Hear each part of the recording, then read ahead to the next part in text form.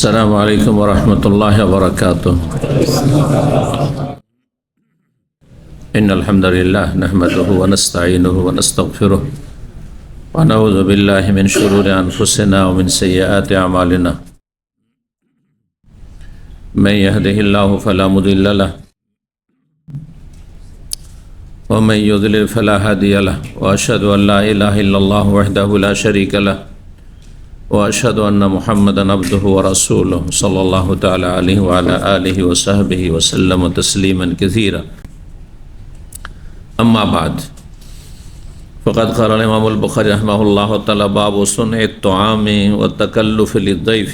قال حدثنا محمد بن بشار قال حدثنا جعفر بن عون قال حدثنا أبو العميس عن عون بن أبي جحيفة عن أبيه قال آخى النبي صلى الله عليه وسلم بين سلمان وأبي الدرداء فزار سلمان أبا الدرداء فرأى أم الدرداء متبذلة فقال لها ما شأنك؟ قالت أخوك أبو الدرداء ليس له حاجة في الدنيا. فجاء أبو الدرداء فصنع له طعاما فقال كل فإني صائم. الحديث. সম্মানিত ভাতৃমণ্ডলী, আল্লাহ রাব্বুল আলামিনের প্রশংসা এবং প্রিয় রাসূল সাল্লাল্লাহু আলাইহি সাল্লামের উপর সালাত ও সালামের পর আজ জুমাবার 18 শাবান 1447 হিজরি মোতাবেক 6 ফেব্রুয়ারি 2026 আমাদের ধারাবাহিক আলোচনা সহিহুল বুখারীর আচার ব্যবহার পর্ব নম্বর 22। ইমাম বুখারী রাহিমাহুল্লাহ এই কিতাবুল আদব বা আচার ব্যবহার পর্বের অধ্যায় নম্বর 86 বলছেন এতে ইমাম বুখারী রাহিমাহুল্লাহ বাব সুনঈ তাম। এই অধ্যায় হচ্ছে মেহমানের জন্য খাবার প্রস্তুত করা। যদি আপনার বাড়িতে মেহমান আসে তাহলে খাবার প্রস্তুত করবেন, যদি অপ্রস্তুত থাকেন তাহলে এটি মেহমানের অতিথির হক। ওয়া তাকাল্লুফ লিদ-দাইফ, এবং মেহমানের জন্য অতিথির জন্য কষ্ট সংবরণ করা। মেহমান আসলে স্বাভাবিক কষ্ট হবে, সময় দিতে হবে, শ্রম মেহনত দিতে হবে। তারপরে আপনার যে দৈনিক যারা ব্যস্ত মানুষ তাদের দৈনিক রুটিন আছে, রুটিন ব্যাহত হয়, অনেক সময় ডিস্টার্ব হয়, ঘুমে ডিস্টার্ব হইতে পারে, কম বেশি হবেই। মেহমান আসলো, মেহমানের সাথে দেরি হয়ে গেল, হয়তো আপনার ঘুমার অভ্যাস ছিল রাত্রে 9টা 10টায়, সেখানে অনেক সময় তার ব্যতিক্রম ঘটতে পারে, এটা স্বাভাবিক। কষ্ট সংবরণ করা, তাকাল্লুফ, তাকলিফ মানে কষ্ট, আর তাকলিফ কথাটি আমরা তকলিফ বলি, তাই না, বাংলায় ব্যবহার হয়। তবে তাকাল্লুফের আর একটি অর্থ হয় খাবার দাবার মেহমানের জন্য বিশেষভাবে প্রস্তুত করাকে। এটি উর্দু ভাষায় ব্যবহার হয়। আমার জন্য কোনো তাকাল্লুফ করবেন না, মেরে লিয়ে তাকাল্লুফ মত কিজিয়ে, লৌকিকতা করা, অর্থাৎ মেহমান এসছে সেই জন্য স্পেশাল কিছু খাবার তৈরি করা। সাধারণ খাবার আপনার বাড়িতে 3টে আইটেম হয়, 4টে আইটেম হয়, হয়তো আপনি 7টি 8টি করলেন, অতিরিক্ত কিছু করলেন। বাড়িতে আপনার হয়তো খাসির গোস্ত হয় না বা গরুর গোস্ত কম হয়, কিন্তু মেহমানের জন্য খান্না হয়তো, কিন্তু মেহমানের জন্য তা করলেন। বিশেষ ব্যবস্থা নেওয়া, এটিকে তাকাল্লুফ বলা হয়। তো এই অর্থটি এখানে করা যেতে পারে, কারণ যেহেতু অতিথির বিষয় রয়েছে। ওয়া তাকাল্লুফ লিদ-দাইফ, আর অতিথির জন্য লৌকিকতা করা, অর্থাৎ বিশেষ খাবারের ব্যবস্থা করা জায়েজ আছে যদি সেটা সীমা লঙ্ঘন না হয় তাহলে। আর একদিন বিশেষভাবে মেহমানদারি করা, একটু স্পেশাল, একটু ভালো করে মেহমানদারি করা ভালো খাবারের সাথে, এটি হচ্ছে মেহমানের হক। হাদিসের জায়েজাতু ইয়াউমু ওয়া লাইলা, এর আগে হাদিসটি আমাদের সামনে গিয়েছে, হাদিস নম্বর 6135। তাতে রয়েছে জায়েজাতু ইয়াউমুন ওয়া লাইলা, মেহমানের বিশেষ মেহমানদারি হচ্ছে একদিন এক রাত, 3 বার। একটু স্বাভাবিক যে আপনার বাড়ির খাবার দাবার নাস্তা দুপুর রাত হয়, তার চাইতে ভালো করবেন। যার যেমন অবস্থা বুঝে ব্যবস্থা, জরুরি নয় যে আপনাকে ধার কর্জা করে আপনাকে 1000 টাকা কিলোর খাসির গোস্ত কিনে নিয়ে আসতে হবে, বা গরুর গোস্ত কিনে নিয়ে আসতে হবে, যেটা আছে সেটা, যেটা পারছেন আপনি, ঋণ কর্জা না করে, মানুষের কাছে ভিক্ষা না করে।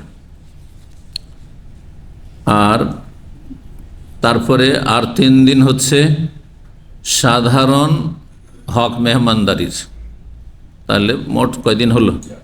4 দিন। তারপরে হাদিস বলছে ফামা বাদা যালিকা, এর পরের সময়টা 5 দিন 7 দিন ধরে আপনার বাড়িতে আছে, তখন সেটি ফাহুয়া সাদাকা, সেটি আপনার দান সাদকা, নফল। খাওয়াইতে পারেন খাওয়ান, আর না পারেন তো আপনি জবাব দিতে পারেন, জায়েজ আছে, কোনো গুনাহ হবে না। আচ্ছা, মেহমান মানে কি? এর আগে আমরা আলোচনা করেছি, যেহেতু সপ্তাহের অন্য দিনগুলিতে অনেক ভাইরাই থাকেন না। মেহমানের সংজ্ঞা কি? মেহমান কাকে বলে? যাইফ, অতিথি কাকে বলে? আমাদের দেশীয় ভাষায় মেহমান মানে সীমিত একবারে, তাই না? দেখি আপনারা বলুন তো, কেউ একজন, যে অতিথি কাকে বলে? আমাদের দেশীয় ভাষায় ওটাও জানেন না। নিজের ভাষায় মেহমান কাকে বলেন? আত্মীয় স্বজন। আসলে আত্মীয় স্বজন বলতে কাদের বোঝায়? যদি বলে আত্মীয় স্বজন, কাদের বোঝায়? একজন, হ্যাঁ, আগে শ্বশুর বংশে, যে শ্বশুর শালা শালীদের সাথে খাতির কথা দেয়, দেখছেন না? অথচ হাফেজ সাহেব, আল্লাহ হেদায়েত করে, আগে শ্বশুরের নামে কেন নেবে? আগে নিজের বাবার বংশ, মায়ের বংশ, তারপরে আপনার স্ত্রীর বংশ 3 নম্বরে। কারণ বাপের সাথে আপনার কিসের সম্পর্ক? নাসাবের সম্পর্ক, মানে বংশীয় সম্পর্ক। মায়ের সাথেও আপনার বংশের সম্পর্ক একদিক থেকে আছে, যে মায়ের বংশ তারা, যদি আপনার বংশ না হোক সরাসরি, কিন্তু একটা রক্তের সম্পর্ক আছে, ঠিক না? মায়ের মাধ্যম।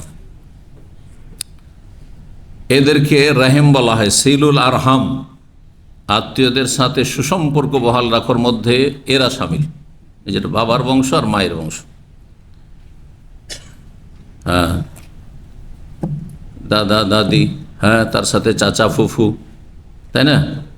আর নানা নানি, মামা খালা, এরা, বুঝছেন না? খালু না, খালু হতে পড়েন না, যেমন আপনার চাচি হতে পড়েন না, বুঝতে পারছেন না?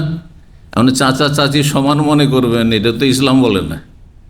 আপনি ঠিক আছে, চাচা চাচিকে নিয়ে আসলে অবশ্যই আপ্যায়ন করবেন, কিন্তু আপনি একই স্তরের মনে করবেন যে চাচা চাচি সমান না। চাচি কোন বংশের আর চাচা কোন বংশের?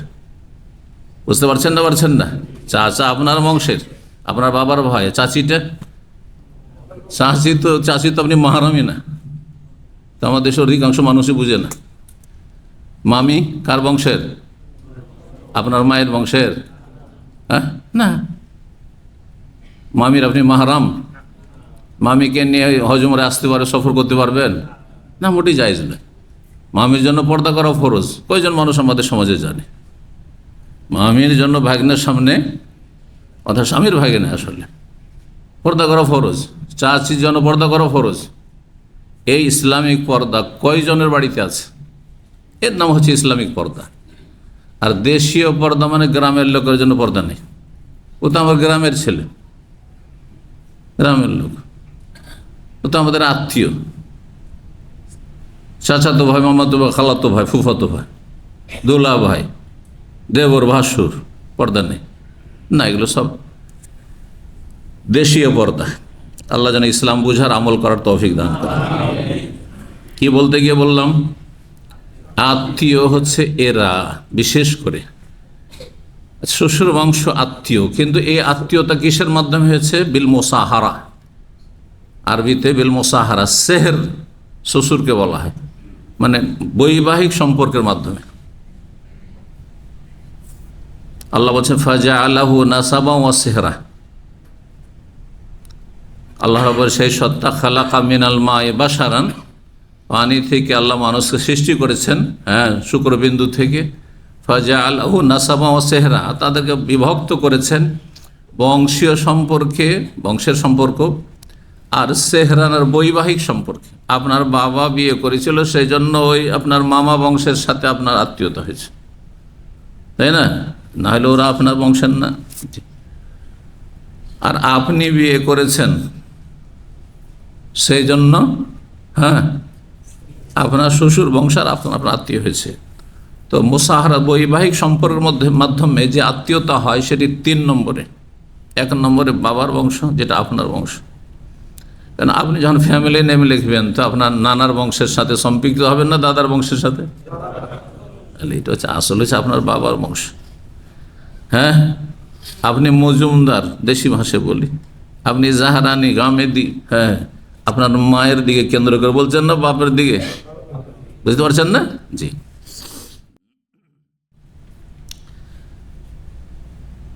কিন্তু ইসলামের ভাষায় কি অতিথি, মেহমান এই 3টেতে সীমিত? অতিথি যারা আত্মীয় নয়, এরকম কোনো সম্পর্ক নেই, কিন্তু আপনার গ্রামে আপনার বাড়িতে এসেছে,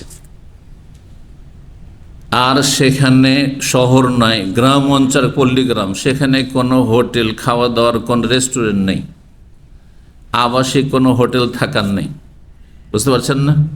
যাবে কোথায়? পয়সা থেকে তো খেতে পাবে না। এক সময় ছিল গ্রামগুলোতে, যদি এখন হতে লেগেছে, হয়তো খাওয়া দাওয়ার ব্যবস্থা, গ্রামের পাশে হয়তো হোটেল রেস্টুরেন্ট আছে, কিন্তু আবাসিক হোটেল নেই, থাকতে দিতে হবে না? থাকতে দিতে হবে। বাস চোর থেকে সাবধান। অনেকে আবার এসে মেহমানে চুরি করে, ওটা থেকে সাবধান। ভালো মানুষকে দেখছেন, বা যে ভালো মানুষ, বা সতর্কতার সাথে আপনি রাখবেন, বাইরে আপনার রুম থাকবে, জি, ঘর আপনার, বাড়ি আপনার যেন সুরক্ষিত থাকে ইত্যাদি। কিন্তু হক আছে, থাকতে দিতে হবে। না রাস্তায় ফুটপাতে ঘুমাবে, হ্যাঁ, ব্রিজের তলায়, না, মোটেই যাইজ নাই। আচ্ছা, মুসলিম হইলেও অমুসলিম পর্যন্ত হলে ব্যাস তার অনিষ্ট থেকে নিরাপদ থাকতে হবে। অমুসলিম ও মেহমান আরবদের হয়তো প্রাচীন জাহিলি যুগে নবী সাল্লাল্লাহু আলাইহি সাল্লামের কাছে কাফের মেহমান আসতো না, খেতে দিতেন না? না খেতে পাবে কোথায়? তখন কি হোটেল ছিল? আচ্ছা, অনেক সময় হোটেল আছে, কিন্তু ওর কাছে টাকা নেই, মুসাফির মানুষ এসছে, সে আপনার মেহমান না? ও কিন্তু মেহমান। তাহলে ইসলামের ভাষায় এতগুলো সবাই মেহমান, পরিচিত হোক অপরিচিত হোক, মুসলিম হোক অমুসলিম হোক, আত্মীয় হোক অনাত্মীয় হোক, বাপের বংশ হোক, মায়ের বংশ হোক, শ্বশুর বংশ, তবে কেউ কাছের কেউ দূরের, কিন্তু সবারই এগুলো হক রয়েছে, যে হকগুলির কথা বললাম।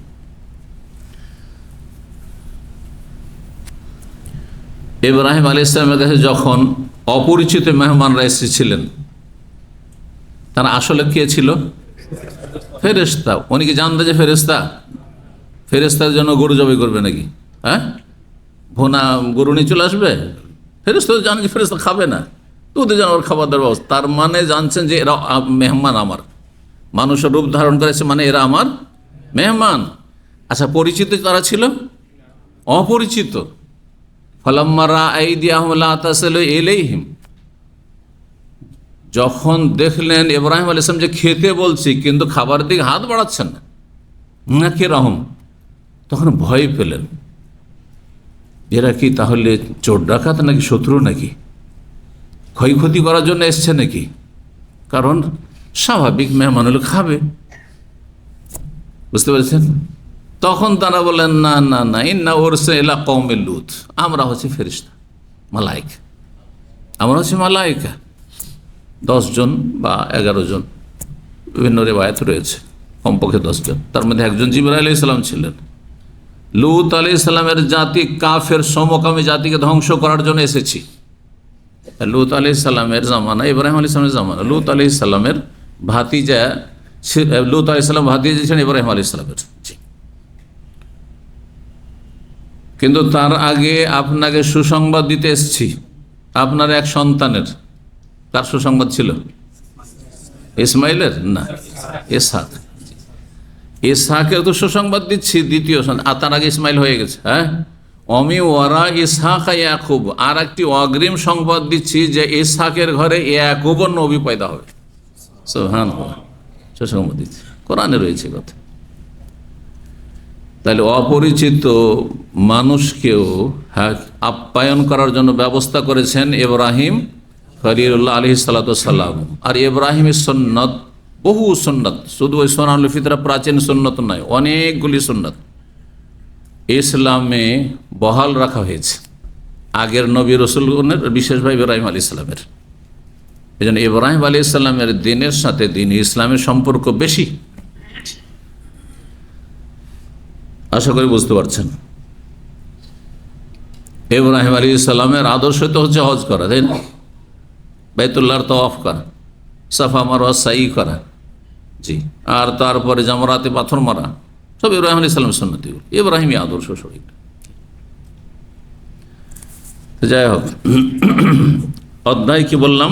খাবার প্রস্তুত করা আর বিশেষ ব্যবস্থা নেওয়া অতিথির জন্য খাবারের, বিশেষ করে একদিন, আর তারপরে পারলে করবেন, আর না হলে স্বাভাবিক যেটা, হ্যাঁ আপনি ডাল ভাত যা খান স্বাভাবিক বাড়িতে সেটাই করবেন, কোনো অসুবিধা নেই।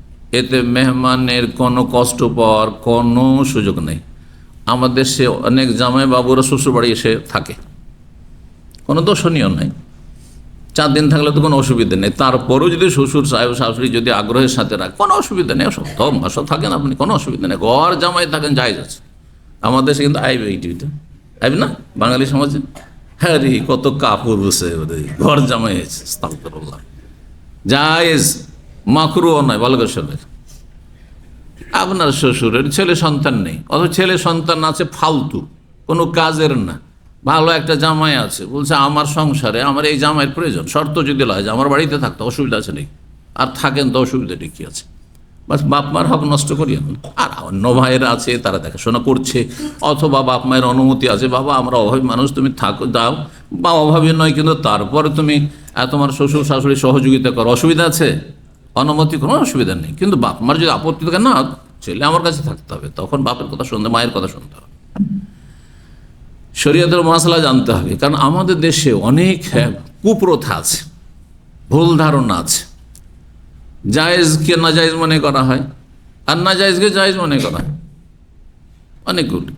যেমন বললাম যে চাচির সামনে, চাচির সাথে ওর গল্প করছে মায়ের মতো, চাচি মানে মায়ের মতো, মামি মানে খালার মতো, না মোটেই না। কোথায় খালা, বেমানজিলাতুল মায়ের মর্যাদার, কোথায় মামি, নন মাহারাম আপনি তার। তাহলে নাজায়েজকে জায়েজ মনে করছেন আপনি, আর এখানে ঘর জামাই হওয়া জায়েজকে নাজায়েজ মনে করছেন আপনি। এটা হচ্ছে আমাদের সমাজে দিন সম্পর্কে সঠিক জ্ঞান না থাকার কারণে এসব আসলে। এই জন্য দিনের জ্ঞান অর্জন করা কত যে গুরুত্বপূর্ণ, এই বিষয়গুলি যখন আসবে তখন বুঝতে পারবে যে আমি কতটা পিপাসিত ইসলামী জ্ঞানের জন্য, কত আমার জীবনে শোচনীয়তা রয়েছে। পয়সা অনেক আছে কিন্তু ইসলামের কোনো জ্ঞান নেই, যার ফলে না জেনে মেলা নাজায়েজ কাজ করছেন। জানলে নাজায়েজ হারাম করতেন, না আল্লাহকে ভয় করেন আপনি হয়তো, জি, জায়েজ কাজকে আপনি নাজায়েজ মনে করছেন। আপনি 6139 নম্বর হাদিস বর্ণনা করছেন আবু জুহাইফা রাদিয়াল্লাহু তাআলা আনহু, সাহাবী। তিনি বলছেন আখান নবী সাল্লাল্লাহু আলাইহি ওয়াসাল্লাম বাইনা সালমান ও আবি দারদা, নবী সাল্লাল্লাহু আলাইহি ওয়াসাল্লাম ভ্রাতৃত্ব বন্ধন স্থাপন করেছিলেন সালমান ফার্সি এবং আবু দারদা রাদিয়াল্লাহু তাআলা আনহুমার মাঝে। মদিনায় যখন মুহাজিররা হিজরত করে গেলেন, দেখলেন যে এরা তো সব নিঃস্ব, সর্বহারা, এদের কিছু নেই, না বাড়ি আছে, থাকার জায়গা আছে, না খাবার দাবার ব্যবস্থা আছে, না ইনকাম কোনো সোর্স আছে। আস্তে ধীরে হয়তো ইনকাম শুরু হবে, কারণ মুহাজিররা ব্যবসা বাণিজ্য ভালো বুঝতো। আনসারীরা যেমন কৃষিকাজ ভালো বুঝতো, তেমন মুহাজিররা ব্যবসা বাণিজ্য ভালো, মক্কার লোকেরা ব্যবসা বাণিজ্য ভালো বুঝতো। আনসারীদের জমি জায়গায় ছিল, খেজুর বাগান ছিল মদিনায়, মদিনার লোকদের, কিন্তু মক্কার লোকেরা ব্যবসা বিজনেস আগে থেকে। আর রেহিলাতা শীতায় ওয়াসাইফ, আল্লাহ সূরায় কুরাইশে বলেছেন যে শীতকালে আর গ্রীষ্মকালে তারা দুটো বাণিজ্যিক সফর করত। শীতকালে গরম দেশে যেত ইয়ামানের দিকে, আর গ্রীষ্মকালে ঠান্ডার দেশে, শাম দেশে, প্যালেস্টাইন, সিরিয়া, লেবানন, সেদিকে যেত। আর তারপরে সে শাম দেশ থেকে, সিরিয়া থেকে আর প্যালেস্টাইন থেকে, সেখান থেকে পণ্য নিয়ে এসে মক্কায় কিছু বিক্রি করলো, আর মক্কায় বিক্রি করে বাকি সামান নিয়ে ইয়ামান চললো। আর ইয়ামান থেকে তখন ইয়ামানের কিছু সামান নিয়ে, আর ওই শাম দেশে অনেক সামান সেখানে পাওয়া যায়, কিন্তু সেটা না মক্কায় পাওয়া যায় না ইয়ামানে পাওয়া যায়, যেমন জৈতুন, হ্যাঁ, এরকম মেলা কিছু আছে যেগুলির ফলন সেখানে হইতো।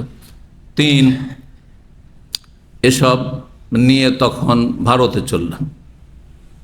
ভারত সাগরের, ভারত মহাসাগরের যেসব আপনার তীরবর্তী এলাকা, সেসব এলাকাতে তারা ব্যবসা বাণিজ্য করতে যেত। কেরালায়, তারপরে চেন্নাই, মাদ্রাজে, তারপরে আপনার বরগুনায়, তারপরে চিটাগাঙে, এইসব এলাকায় এইভাবে ব্যবসা বাণিজ্যের আদান প্রদান সেই যুগে 1400 বছর আগে হইত।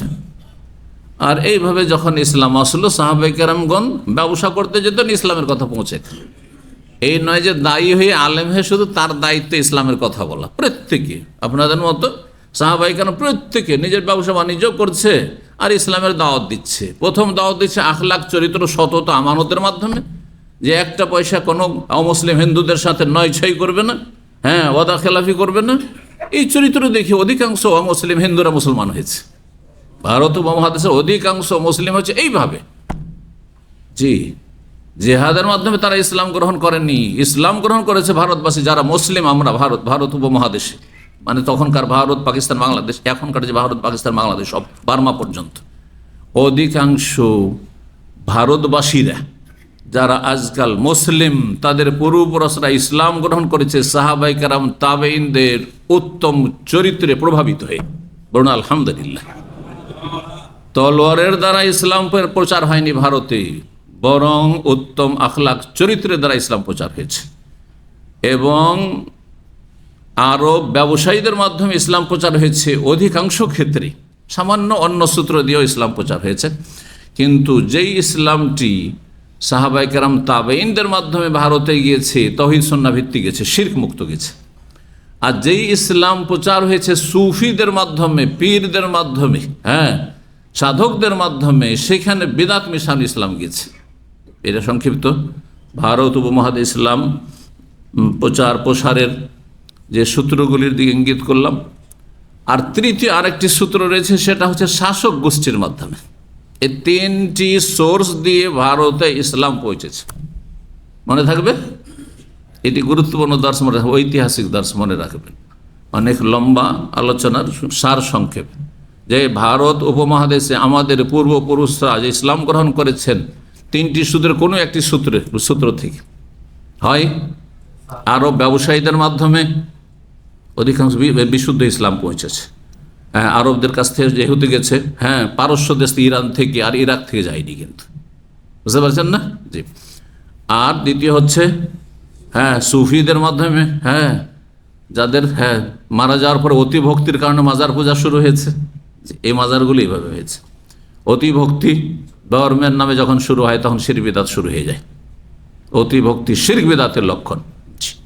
যেমন দুনিয়ার ক্ষেত্রে অতি ভক্তিকেও যদি করে, তাহলে চোরের লক্ষণ। ঠিক, হ্যাঁ, চোর পয়সা চুরি করে, আর এরা ঈমান চুরি করেছে, শিরক বিদআতে লিপ্ত করেছে।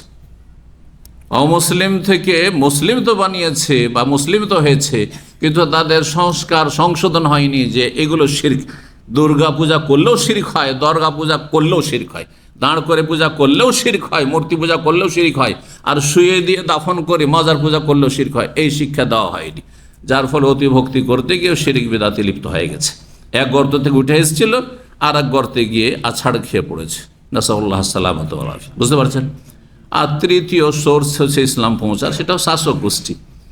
বেশ কিছু ভালো শাসক ছিলেন, সব মুসলিম ভালো শাসক ছিলেন না হয়তো, কিন্তু অনেক ভালো ন্যায়পরায়ণ ভালো মানুষ ছিলেন, এবং ইসলাম প্রচার প্রসারে তাদের চিন্তা ছিল, তারা ইসলামের প্রচার প্রসার করেছেন। জি, তো কি বলছিলাম?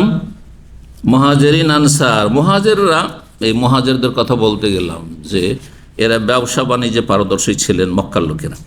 সালমান ফারসি আর আবু দারদার মাঝে দোস্তি পাতিয়ে দিয়েছিলেন, ভ্রাতৃত্ব বন্ধন স্থাপন করা, মুআখাত যেটি বলা হয়। নবী সাল্লাল্লাহু আলাইহি ওয়াসাল্লাম মক্কা থেকে মদিনা হিজরত করে এসে যেই কাজগুলি করেছিলেন, সামাজিক সম্পর্ককে মজবুত করার জন্য তার একটি পদক্ষেপ এটি ছিল, ভ্রাতৃত্ব বন্ধন। একজন যখন জানবে যে মুসলিম ভাই আমার সবাই ভাই, আপনারা সবাই মুসলিম ভাই, কিন্তু তাই না? কিন্তু একজনের সাথে বিশেষ যদি একটা খাতির থাকে, তাহলে তার যত্ন আলাদাই নেবেন আপনি। সে দেশে গেলে আপনি তাকে এয়ারপোর্টে দিয়ে আসবেন, দেশ থেকে আসলে নিয়ে আসবেন, সবাই করবেন নাকি? আর সব মান নাকি যে সবাই আপনার খোঁজ নেবে, আর সবার প্রয়োজনই নাকি আপনার? বুঝতে পারছেন না? জি। তো এর একটা প্রয়োজন ছিল, নতুন জায়গায় আসছেন, কেউ কাউ চেনেন না আর কেউ আত্মীয় না, তাহলে ঈমান ইসলামের ভিত্তিতেই শুধু সহযোগিতা, এটা সাধারণ সহযোগিতা, কিন্তু বিশেষ সহযোগিতা থাকবে যার সাথে যার ভ্রাতৃত্ব বন্ধন কায়েম করে দিয়েছে রাসূলুল্লাহ সাল্লাল্লাহু আলাইহি ওয়াসাল্লাম। খাওয়া দাওয়ার দায়িত্ব তার থাকবে, থাকার জায়গা না থাকলে থাকতে দিতে পারলে থাকতে দে বাড়িতে, না হলে মসজিদ নববীতে ঘুমাবে। মসজিদ নববীতে সাহাবীরা ঘুমাইতেন, আসহাবে সুফারা কোথায় ঘুমাইতেন? সব মসজিদে ঘুমাইতেন। তো প্রয়োজনে মসজিদে ঘুমানো জায়েজ, কারণ অনেকের কাছে শুনবেন দেশে ফতোয়া যে মসজিদে ঘুমানো জায়েজ নয়। যুবক সাহাবীরা মসজিদে ঘুমাইতেন, যাদের বাড়ি ঘর ছিল না। আব্দুল্লাহ বিন উমর বলছেন, আমার আব্বার বাড়ি, উমরের বাড়ি ছোট ছিল আর আমি সাবালক, জায়গা ছিল না বাড়িতে। বাপের কোনো একটা ছোট্ট একটা কোণে ঘর আছে, একটা ঘর আছে, স্বামী স্ত্রী ঘুমাই, তো ওখানে সাবালক ছেলে কী করে ঘুমাই? মসজিদে ঘুমাইতে। আর সাবালক মসজিদ ঘুমাবে, স্বপ্ন দোষ হবে না? কারণ আমাদের দেশে বিদাতি মহলের ওলামারা বলে যে না, মসজিদে ঘুমানো জায়েজ নাই, বিশেষ করে যুবকদের জন্য আরও জায়েজ নাই। ওদের মধ্যে শুধু বেরিয়ে এসছে কারা? চিল্লাওয়ালা ভাইরা, ওরা বল দেখছে যে মসজিদ ছাড়া তো আমাদের উপায় নেই, ওদের মজাবই কিন্তু জায়েজ নাই, কিন্তু ওরা আবার জায়েজ করে দিয়েছে। বুঝতে পারছেন না? হ্যাঁ, তাদের চিল্লার খাতিরে। তো চিল্লার খাতিরে জায়েজ না, শরীয়তের খাতিরে ফিকহি মাসলা প্রয়োজনে জায়েজ আছে। আমার বাড়ি থাকলে মসজিদে ঘুমাবো না, কিন্তু আমি মুসাফির মানুষ আর আমার কাছে পয়সা নাই যে আমি হোটেলে থাকবো, তাহলে কি রাস্তাতে ঘুমাবো? না, মোটেই না, মসজিদে ঘুমাইতে দিতে হবে। যে এটা হচ্ছে যদি মসজিদ কর্তৃপক্ষ দেয়, সে না দেয় কোথাও আইনে বাধা, সেটা ভিন্ন বিষয়, কিন্তু শরীয়তে আপন জায়গায় সেটা মাকরুহ নয়, জায়েজ রয়েছে যুবকদের জন্য, জায়েজ প্রয়োজন থাকলে। জি, আচ্ছা, স্বপ্নদোষ হয়ে গেল, তাহলে কি করবে? গুনাহগার হয়ে গেল? ইচ্ছা করে স্বপ্নদোষ হয়েছে নাকি? অনেক যেমনই স্বপ্নদোষ হবে সাথে সাথে মসজিদে এরে পাক পবিত্র গোসল করে আসবে, পাক পবিত্র হয়ে আসবে। বুঝতে পারছেন না? আচ্ছা, এইখানেও যারা মসজিদে খাদেম, একটা মজার কথা শোনেন, মসজিদের খাদেম যারা মসজিদে অনেক সময় ঘুমায়, বা আমাদের দেশ এখানেও তো না হয় মসজিদের খাদেমের বাইরের রুম আছে, কিন্তু বাংলাদেশে অনেক সময় মসজিদের সাথে মসজিদ দিয়ে বেরিয়ে আসতে হয়, কারণ ওদের একটা বাড়াবাড়ি চরমপন্থার ফতোয়া আছে কি, যে যদি স্বপ্নদোষ হয়ে যায়, কারণ অধিকাংশ ইমাম মুয়াজ্জিনগুলো দেশের কি থাকেন, বিনা পরিবারে একাই থাকে, তো কীভাবে যাবে? মসজিদ দিয়ে তো হেঁটে যেতে হবে। তো বলছে যে পুরা পা রাখবে না মসজিদে, বৃদ্ধ আঙ্গুল দিয়ে কোনো রকম করে মসজিদে একটু করে ঠেকিয়ে চলে যাবে। আস্তাগফিরুল্লাহ ওয়া আতুবু ইলাইহি। হাস্যকারী সব ফতোয়া আছে আমাদের দেশে। জি, বাড়াবাড়ি কথা এগুলো আসলে। তো যাই হোক, ফাজারা সালমান আবু দারদা, একদিন সালমান রাদিয়াল্লাহু তাআলা আবু দারদার সাথে দেখা করতে গেলেন বাড়িতে, গিয়ে দেখলেন যে আবু দারদার নেই, আর ফারা উম্মাদ দারদা, দারদার মাকে মানে আবু দারদার স্ত্রীকে দেখলেন মুতাবাজ্জিলাতান, নিম্নমানের পোশাকে, জীর্ণ শীর্ণ অবস্থায়, একবারে পুরাতন, আর কেমন উস্কো খুস্কো হয়ে আছে, আর মানে কোনো সাজগোজ নেই, অথচ নতুন বিয়ে হয়েছে, অন্য রেওয়ায়েতে রয়েছে। কিন্তু দেখলেন যে এই অবস্থা কেন? আরে স্বামী আছে যেখানে, আর বিবাহিতা, তো একটু সাজগোজ থাকে, ভালো একটু পরিষ্কার পরিচ্ছন্ন কাপড়ে থাকবে।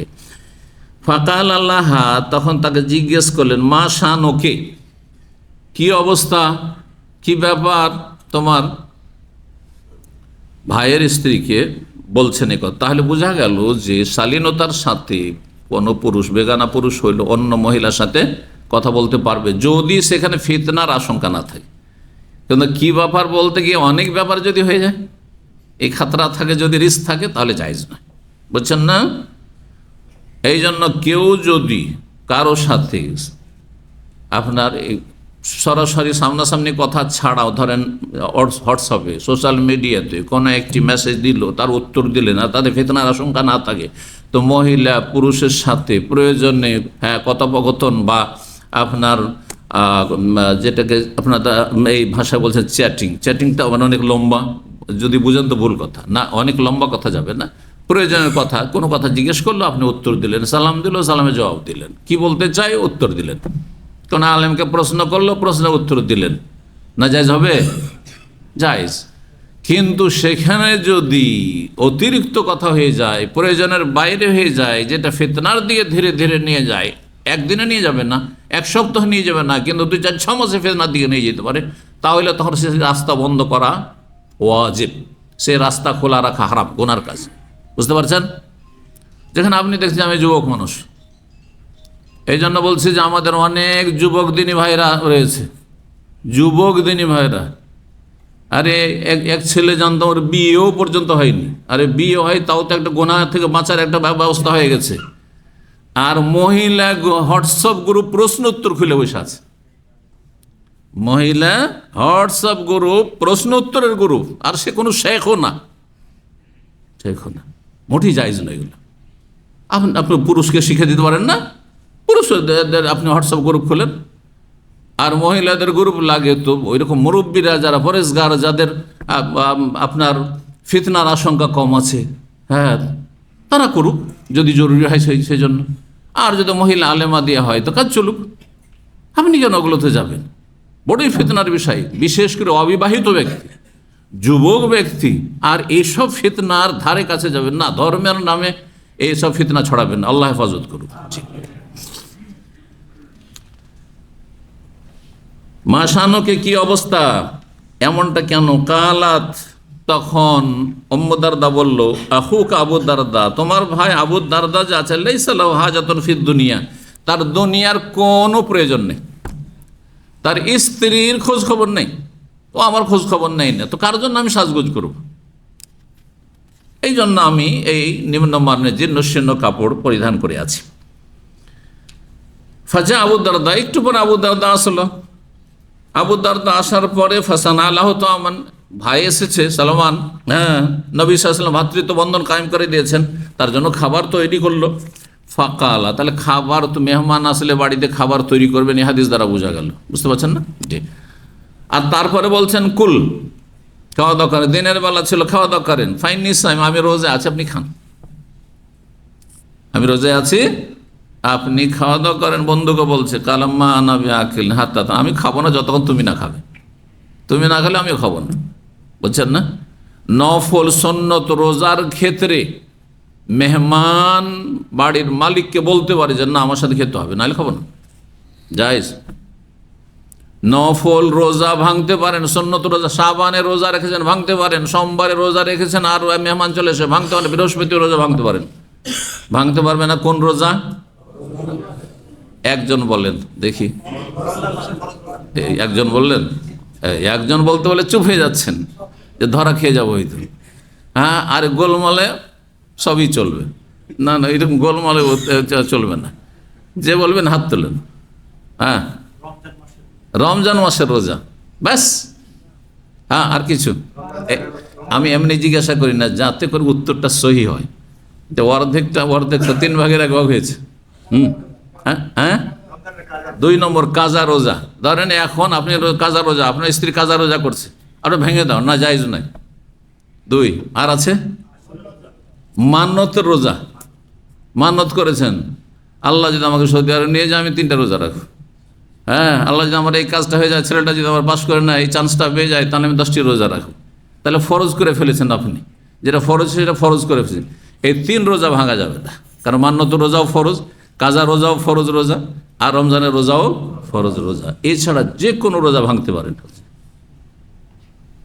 আপনি। যদি এর আরাফার রোজা, যাতে 2 বছরের গুনাহ মাফ, সেটাও ভেঙে দেন, যদিও ভালো কাজ না, কেন এত ফজিলত কেনই বা ভাঙবেন? হ্যাঁ, ভাঙিয়েন না, কিন্তু যদি ভেঙে দেন গুনাহগার হবেন না। নবী সাল্লাল্লাহু আলাইহি ওয়াসাল্লামের হাদিস রয়েছে, আস-সায়িমুল মুতাত্তাউ আমিনু নাফসিহি, নফল রোজাদার নিজের নফসের মালিক নিজে। ইনশা আসামা ওয়া ইনশা আফতারা, যদি চাই রোজা রাখবে, আর চাই তো হ্যাঁ ভেঙে দিবে। রোজা রেখেছিলেন না, তার মানে ছেলেমেয়েরা বেশ ভালো খাবার তৈরি করেছে, মেহমান আসেনি, কিচ্ছু আসেনি, চলো তোমাদের সাথে খেয়ে নি, অসুবিধা আছে? কোনো অসুবিধা নেই, জায়েজ, জায়েজ।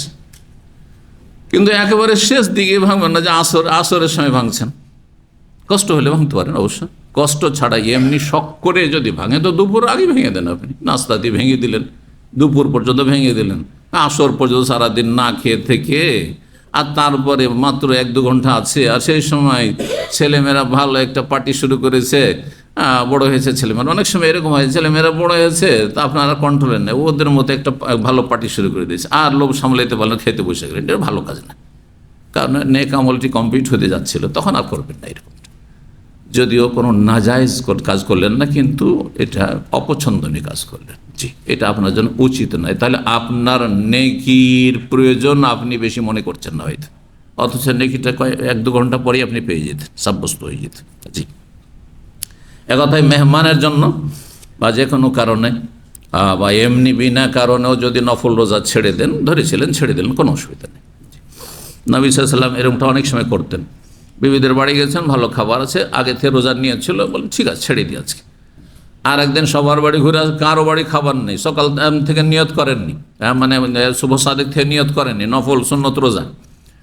যখন দেখলেন যে সারাদিন তো খাবার নেই, না খেয়েই থাকতে হবে, তখন কি বলতেন? এজান আনা সাইম, তাহলে আজ রোজা রেখেই নিলাম।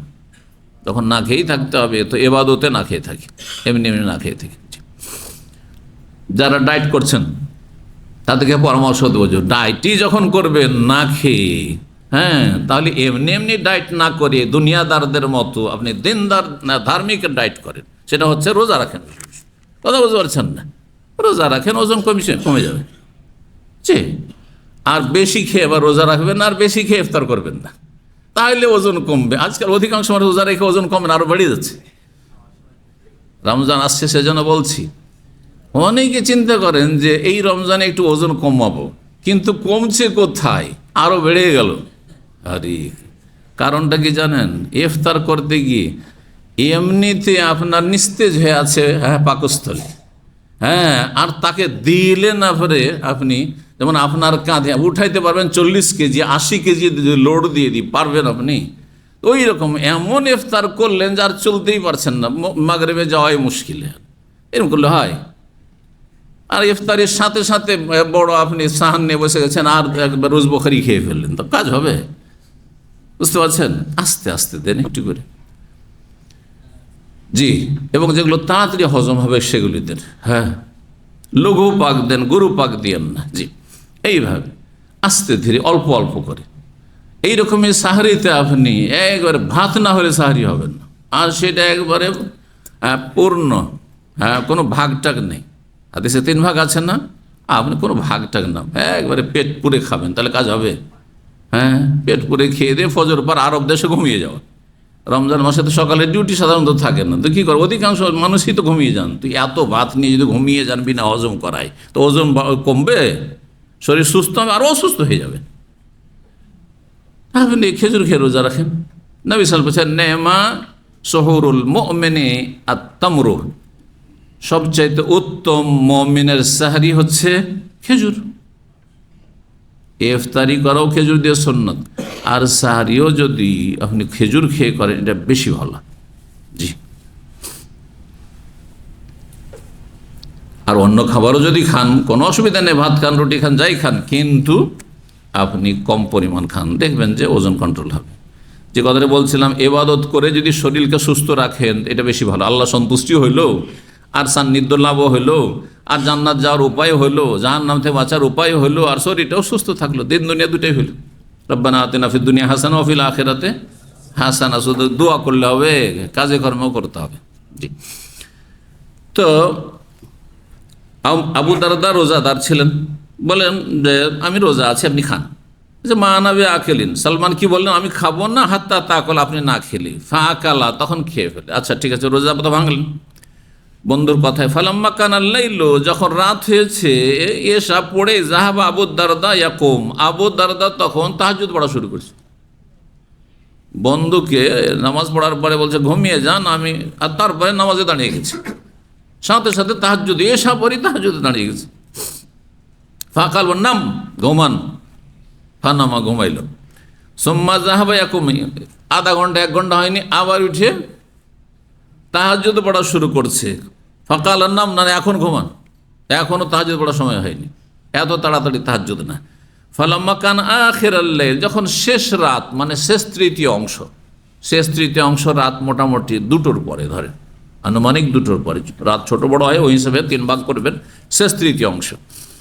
তো রাত 2টো থেকে আজকাল আজান হচ্ছে 5টার দিকে এখানে দামামে, তাহলে এই সময়টাই তাহাজ্জুদ পড়েন, উত্তম সময়।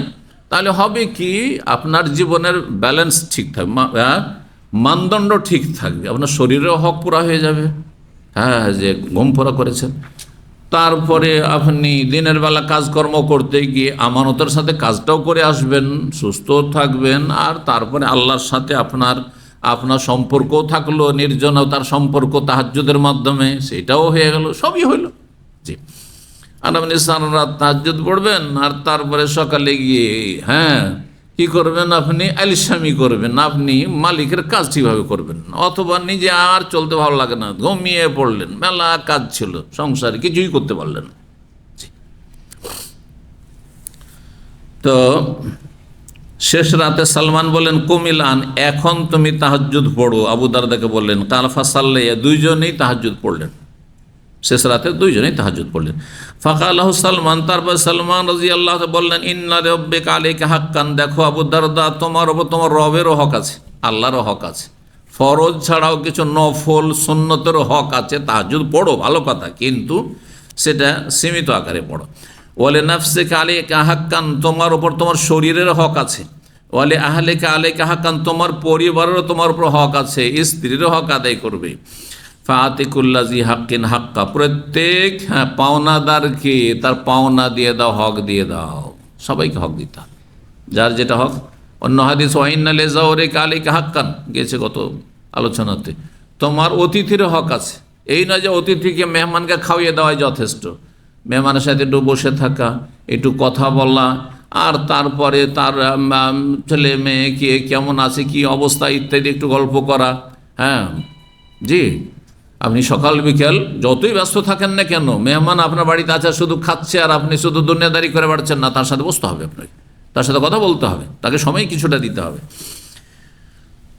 ফাতান নবী সাল্লাল্লাহু আলাইহি ওয়াসাল্লাম, নবী সাল্লাল্লাহু আলাইহি ওয়াসাল্লামের কাছে আসলেন। ফাযাকারা যালিকা, আর এই ঘটনা বর্ণনা করলেন। সালমান রাদিয়াল্লাহু তাআলা আনহু এমনটা যে করেছেন, আবু দারদা এসে বললেন, ফাকালান নবী সাল্লাল্লাহু আলাইহি ওয়াসাল্লাম, বলে, সাদাকা সালমান, সালমান তোমাকে সত্য কথাই বলেছে, যেটা বলেছে সেটা ইসলামের কথাই বলেছে। জি, 87 নম্বর অধ্যায় বলছেন, বাবু মা ইউকরাহু মিনাল গাযাবি ওয়াল জাযা ইনদা যায়ফি।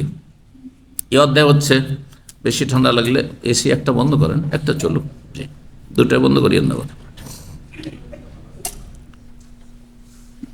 একটাই চলছে নাকি? পেটে চলে না?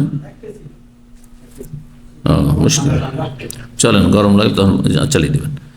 87 নম্বর অধ্যায় বলছেন, বাবু মা ইউকরাহু মিনাল গাযাব। এই অধ্যায় হচ্ছে রাগ করা বা রাগান্বিত হওয়া মেহমানের সামনে। বাড়িতে মেহমান আছে, অতিথি আছে, তার সামনে যদি আপনি স্ত্রী ছেলে মেয়ের রাগ দেখান, তো মেহমান ভয়ে পালাতে দিশা পাবে না, তাই না? বাপরে বাপ, আমার জন্য এরকম করছে হয়তো। আমাদের দেশের বউরা শাশুড়ির উপরে যখন রাগ হয়, শাশুড়িকে তো কিছু বলতে পারে না, কারণ আমাদের দেশের শাশুড়িরাও তো অনেক জুলুম অত্যাচারও করে, আল্লাহ হিদায়াত করুক, বুঝতে পারছেন? মানে মনে করে যে এখন আমার কাজের মেয়ে চলে এসছে বাড়িতে। একটা জামানা খুবই ছিল, জুলমের যুগ ছিল, আর এখন আবার স্বাধীনতার যুগও, বুঝছেন না?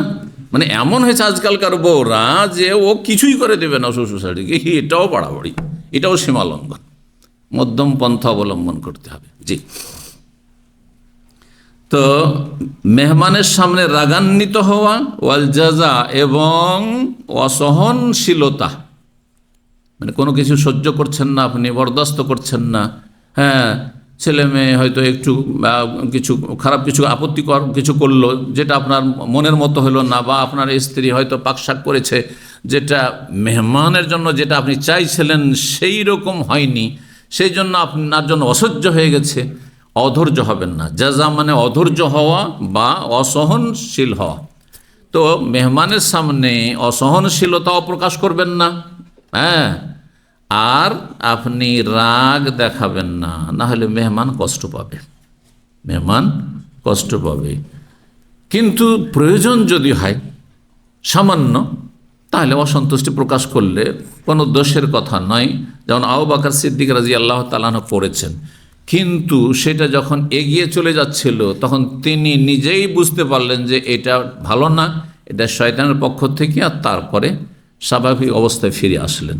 জি, তো যদি দেখেন যে এমন কোনো কথা বলতে গিয়েছে যেটা এগিয়ে যাচ্ছে, তাহলে তো আপনাকে তখন স্টপ, থেমে যেতে হবে, যাতে করে শয়তান সুযোগ না পায় আর মেহমান কষ্ট না পায়। 6140 নম্বর হাদিস। হাদিস বর্ণনা করেছেন আব্দুর রহমান আবি বকর। আবু বকর সিদ্দিক রাদিয়াল্লাহু তাআলা আনহুর বড় ছেলে আব্দুর রহমান ছিলেন। আব্দুর রহমান আবু বকর বর্ণনা করেছেন যে আন্না আবু বকর তাযায়্যাফা রাহাতান। আবু বকর সিদ্দিক রাদিয়াল্লাহু একদিন কয়েকজন লোককে অতিথি হিসাবে গ্রহণ করলেন। তাযায়্যাফা দাইফ থেকে, দাইফ মানে মেহমান, আর তাযায়্যাফা মানে মেহমান গ্রহণ করা, অতিথি গ্রহণ করা। হয়তো কি নবী সাল্লাল্লাহু আলাইহি ওয়াসাল্লামের কাছে মেহমান আসতো। মেহমান মানে কি? অপরিচিত লোকেরা আসছে, কেউ ইসলাম গ্রহণ করার জন্য এসছে, হ্যাঁ, কেউ হয়তো ইসলাম গ্রহণ করে ইসলাম সম্পর্কে জানার জন্য এসছে, এখনও হ্যাঁ তার জানা শেষ হয়নি, ইসলাম গ্রহণ করেনি, অমুসলিম কাফের হয়েই আছে। অথবা কেউ এসেছে এমন এসেছে সর্বহারা, নিঃস্ব, কিছু নেই, দিন শিখতে এসেছে, তাদেরকে খেতে দিতে হবে। যেমন আমাদের দেশে এক সময় মাদ্রাসাগুলিতে হোস্টেল ছিল না, কি ছিল? জায়গির ব্যবস্থা ছিল। আমরা জায়গির বলতাম, ফার্সি শব্দ, না হয় লজিং, হ্যাঁ ইংরেজিতে, বুঝেন না? স্কুল কলেজও তো আমাদের জামানায় স্কুল কলেজে পড়তে গেলে আপনার কোথায় হোস্টেল, ওই লজিং কোথাও। কলেজের ছেলের যখন লজিং থাকতো তখন এই শর্তে প্রায় অধিকাংশ ছেলেরা, আমরা যাদেরকে জানতাম আমাদের জামানায়, তারা ওই লজিং মাস্টারের ছেলে মেয়েদেরকে একটু টিউশন পড়িয়ে দিত, আর সেই ওসিলাতে খেতে পেত। কিন্তু মাদ্রাসায় পড়লে একটা ফায়দা যে এসব করতে হতো না, কারণ মাদ্রাসার ছাত্রকে হ্যাঁ লিল্লাহ খায়, আল্লাহ সন্তুষ্টির জন্য, যে খেয়ে আমি জান্নাতের আশা রাখবো, সেই জন্য জাগির খেয়ে আমাদের জামানার ছেলেরা অধিকাংশই জাগির খেয়ে পড়েছে। আমিও 5 বছর জাগির খেয়েছি, বলছি 5 বছর অন্যদের বাড়িতে লজিং খেয়েছি, আর 2-3 বছর নানার বাড়িতে, হ্যাঁ মামাদের বাড়িতে খাওয়া দাওয়া করে লেখাপড়া করেছি। বাকি সময়টা নিজের বাড়িতে করেছি। আর শেষ দিকে 2 বছর হ্যাঁ আপনার জামে সেলফে বেনারসের হোস্টেলেও খাওয়া দাওয়া করেছি। আর তারপরে মদিনা ইউনিভার্সিটিতে এসে 4 বছর ক্যান্টিনে মদিনা ইউনিভার্সিটির খাওয়া দাওয়া করেছি। বুঝতে পারছেন না? এ হচ্ছে আমার লেখাপড়ার যুগের খাওয়া দাওয়ার ইতিহাস, সংক্ষেপে বললাম। জি, তো জাযাকুমুল্লাহ খায়ের, যারা খাইয়েছে, তারা অনেকে দুনিয়া থেকে চলে গেছেন, আল্লাহ তাদের গুনাহ খাতা মাফ করুক এবং তাদের উপর রহম করুক, জান্নাতুল ফিরদৌস দান করুক। আবু বকর সিদ্দিক রাদিয়াল্লাহু তাআলা হয়তো কি নবী সাল্লাল্লাহু আলাইহি ওয়াসাল্লামের কাছ থেকে, নবী সাল্লাল্লাহু আলাইহি ওয়াসাল্লাম বলতেন যে কে কয়টা মেহমান নিতে পারবে নিয়ে যাও, আমার কাছে অনেক মেহমান আছে। মসজিদে নববীতে এশা পড়লেন, কে কাকে নিতে পারবে। কখনো মাগরিব পড়ি, কারণ আরবরা তখন মাগরিব পরই খাওয়া দাওয়া করতেন। খাওয়া দাওয়ার টাইম 2টো ছিল, শুধু 3টি ছিল না আজকালকার মতো। এই যে নাস্তা, দুপুর আর সন্ধ্যা, 3 খাবার ছিল না। কয় খাবার ছিল? 2 খাবার ছিল। এই হাদিসে যেন 2টো খাবার কথা পাওয়া যায়, ফতুর পাওয়া যায় না। আরবিতে নাস্তা কি বলছে? ফতুর বলছে না? ফতুর শব্দটি পাওয়া যায় না। ইফতার মানে রোজা ইফতারি পাওয়া যায়, কিন্তু ফতুর বলে কোনো খাবার ছিল না। গাদা ছিল আর আশা ছিল। গাদা সকাল 10টা থেকে নিয়ে আপনার জোহর পর্যন্ত, বা জোহর পরে 1টা-2টা পর্যন্ত, এটার নাম গাদা। আর আশি একবার সন্ধ্যাবেলার দিকে, মাগরিবের আগে অথবা মাগরিবের পরে, কখনো এশা পরে, কিন্তু সাধারণত এশা পরে যেত না, মাগরিবের আগে অথবা পরে যে খাবার হয়তো আশি থেকে আশা, সন্ধ্যাবেলার খাবার। এই 2টো খাবার ছিল ওই জামানায়। তো কখনো মাগরিব পরে, কখনো এশা পরে নবী সাল্লাল্লাহু আলাইহি ওয়াসাল্লাম বলতেন যে কে কয়জন নিয়ে যেতে পারবেন নিয়ে যাও। কেউ 1জন নিলেন, কেউ 2জন, কেউ 3জন, কেউ 5জন। অন্য হাদিস রয়েছে যে অমুক 5জনকে নিয়ে চলে গেলেন, নবী সাল্লাল্লাহু আলাইহি ওয়াসাল্লাম বাকি সবাইকে নিয়ে গেলেন। এইভাবে যার বাড়িতে যা আছে গিয়ে খাওয়াইতেন। তো কয়েকজন রাহাত, 3জন থেকে 9-10 জন পর্যন্ত রাহাত বলা হয়, মানে ক্ষুদ্র একটি দল। ক্ষুদ্র একটি দলকে, কয়েকজনকে নিয়ে গেলেন আবু বকর সিদ্দিক রাদিয়াল্লাহু মেহমান হিসাবে। ফাকালে আব্দুর রহমান, তারপর আব্দুর রহমান ছেলেকে বললেন, দুনাকা আযিয়াফাকা, নাও তোমাদের মেহমান তুমি। আর ফাইন্নী মুনতালিকুন ইলান নবী সাল্লাল্লাহু আলাইহি ওয়াসাল্লাম, আমার একটু কাজ আছে, আমি নবী সাল্লাল্লাহু আলাইহি ওয়াসাল্লামের কাছে যাচ্ছি, নবী সাল্লাল্লাহু আলাইহি ওয়াসাল্লামের বাড়ি যাচ্ছি আমি, আমার কাজ আছে, মেহমানগুলি তোমাদেরকে দিয়ে গেলাম, এদেরকে খাওয়া দাওয়া করিয়ে দিও। এখান থেকে বোঝা গেল যে যদি বাড়ির যিনি প্রধান, তার যদি ব্যস্ততা থাকে, তো তিনি এমন কাউকে দায়িত্ব দেবেন মেহমানদের খোঁজ খবর নেওয়ার জন্য, তাদের আপ্যায়নের ব্যবস্থা করার জন্য, আর তারপরে তিনি বাড়ির বাইরেও থাকতে পারেন। বলছেন যে আমি নবী সাল্লাল্লাহু আলাইহি ওয়াসাল্লামের কাছে যাচ্ছি, ফাফরুগ মিন কিরাহুম ক্বাবলা আন আজি, আমার ফিরে আসার আগে তাদের মেহমানদারি শেষ করে দিও, মানে তাদের খাওয়িয়ে দিও। সন্ধ্যাবেলা ছিল, মাগরিব ফান্তালাকা আব্দুর রহমান তখন গেলেন ফাতাহুম বিমা ইনদাহু, বাড়ির ভিতরে গেলেন মায়ের কাছে, আর যাওয়ার পরে তাদের কাছে নিয়ে আসলে যা বাড়িতে ছিল। তাহলে এখানে স্পেশাল কোনো খাবার তৈরি হয়নি, এভাবেও মেহমানদারি করতে পারে, কোনো অসুবিধা নেই। হঠাৎ করে মেহমান এসেছে ধরেন আমার এখন, আর গিয়ে এখন যদি খাবার তৈরি করতে বলি তো মাগরিব হয়ে যাবে, ঠিক না? তো বাসাতে যা আছে তাই ভাগযোগ করে খেয়ে নিলাম, যা আছে আমার জন্য তাই খাবে, কোনো দোষের কথা নেই, জরুরি নয়। আর আপনি কখনো এটা গায়েব মনে করবেন না যে আমাকে এইভাবে সাধারণ ডাল ভাত খাইয়ে দিল, সবজি ভাত খাইয়ে দিল, না, যা আছে মা আজার যা উপস্থিত তাই খাওয়াবে আপনাকে। তো যা কিছু ছিল নিয়ে আসলেন কে? আব্দুর রহমান। ফাকালা, এসে বললেন ইতামু, আপনারা খাওয়া দাওয়া করে নেন। মেহমানদেরকে বললেন এই ছেলে যে আপনারা খাওয়া দাওয়া করে নেন। ফাকালু, তখন এই মেহমানরা বললেন আইনা রব্ব মানজিলেন, না, আমাদের এই বাড়ির মালিক কোথায়? রব মানে মালিক, এখানে রব মানে আল্লাহ না, আল্লাহর একটি নাম হচ্ছে কি? রব। কিন্তু আর রব আলিফ লাম দিয়ে যখন বলবেন তখন আল্লাহর জন্য খাস, কোনো মানুষকে আর রব বলতে পারবেন না। কিন্তু রব্বুল মানজিল বাড়ির মালিক, রব্বুল বাইত বাড়ির মালিক, রব্বুল মাল পয়সার মালিক, ধন সম্পদের মালিক, রব্বুস শারিকা কোম্পানির মালিক বলতে পারে, জায়েজ আছে, বুঝতে পারছেন না? ইজাফত করে। জি, এই জন্য আরব দেশে গৃহিণীকে কি বলা হয়? রব্বাতুল বাইত। জি, গৃহিণী। তো এই বাড়ির মালিক কোথায়? কালা ইতামু, আপনারা খাওয়া দাওয়া করেন। হ্যাঁ, আইনা রব্বু মানজিল, না, বাড়ির মালিক কোথায়? তো বলেন যে নেই, উনি বাইরে আছেন, আপনারা খাওয়া দাওয়া করে নেন। কালু, কিন্তু তারা কি বললো? মা নাহনু বিআকিরিন হাত্তা ইয়াজিবু মানজিলানা, আমরা খাবো না যতক্ষণ পর্যন্ত বাড়ির মালিক না আসবে। আরবদের এটি ট্রেডিশন ছিল প্রাচীন যুগ থেকেই, যে বাড়ির মালিক সাথে না নিয়ে একা খাবেন। এটি কিন্তু সুন্নাত, করলে ভালো, এতে অনেক ফায়দা আছে। হ্যাঁ, এতে আপনার সম্পর্কে কুধারণা হবে না। আপনি বাড়ির মালিক আর আপনার বাড়িতে মেহমান আছে, তার সাথে বসে যদি খান। আমাদের অনেকের জনমজুর হয়, জনমজুরদের সাথে হয়তো একই খাবার খাচ্ছেন না, ভিতরে গিয়ে আর জনমজুরকে আলাদা খেতে দিলেন, ওর তো পালপিটেশন শুরু হয়ে গেছে যে কত না ভালো বাড়ির মালিক খাচ্ছে আর আমাদেরকে দিয়ে দিল এইসব খাবার দিয়ে দিল, অথচ সেম খাবারই হয়তো ভিতরে খাচ্ছেন। এ ভুল ধারণার কেন সুযোগ দিলেন আপনি? অসুবিধা কি জনমজুরের সাথে? একসময় আমরা ছোটোকালে দেখেছি জনমজুর সব খাওয়া দাওয়া হয়তো, আজকাল তো সব সুখাসুখি। আমরা জীবনে কত কিছুর পরিবর্তন দেখলাম। এখন কেউ খাওয়িয়ে দেওয়ায় জনমজুর নেয়, কিন্তু আমরা যখন 20, 25, 30 বছর পর্যন্ত বয়স পর্যন্ত দেখে এসেছি যে জনমজুর যা হইতো বাড়ি ঘরের কাজের জন্য, সকালে নাস্তা দিতে হইতো, দুপুরে খাবার দিতে হইতো, রাতের অনেক সময় রাত পর্যন্ত কাজ করে রাত্রেও খাবার দিতে হতো, আর রাত পর্যন্ত কাজ না হলে দুবার খাবার দিতে হইতো, সন্ধ্যাবেলা মাগরিবের আগে আগে চলে যেত। যদি এরকম চুক্তি হয় তাহলে ঠিক আছে, আর চুক্তি যদি না থাকে টাকা একটু বেশি করে দিয়ে দিল, খাওয়া দাওয়া দিল না, তাও জায়েজ আছে, কোনো অসুবিধা নেই। তো সাথে খেললে ফায়দা কি বলছিলাম, দেখি বলেন, দেখি, একটা তো বলেই দিলাম। হ্যাঁ হ্যাঁ, কি?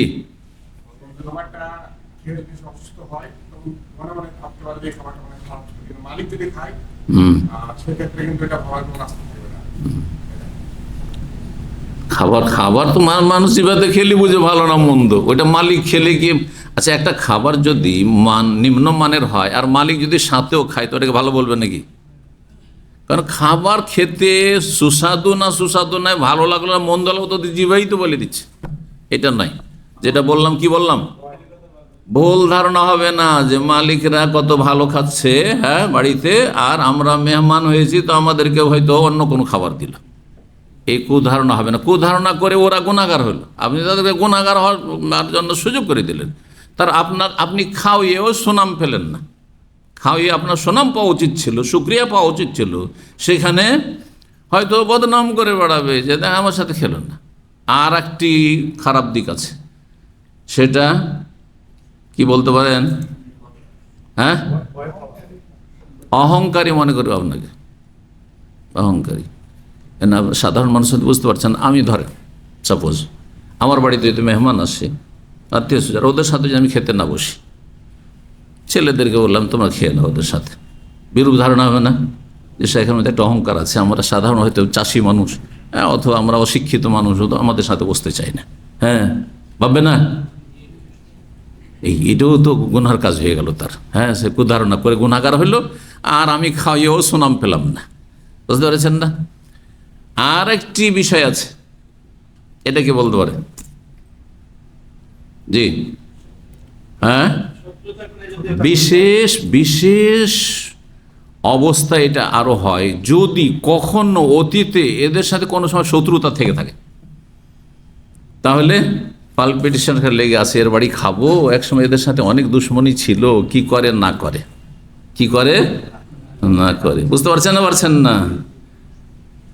যে খাবারে যদি বিষ দিয়ে দেয়,